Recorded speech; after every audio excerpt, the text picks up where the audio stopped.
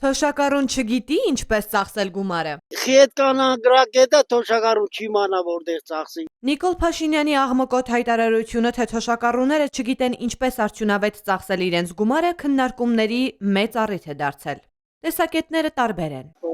Թոշակառուն իրանից է լավ գիտի ոնց ծախսի փողը։ Ավելի լավ է թող բուժումը ձերի լինի, քան թե թոշակը 10,000-ով բարձրանա։ Ինձ օրինակ ձեռ է տալիս տենց։ Դրանով կապրես, լուսի տաս, գազի չայ։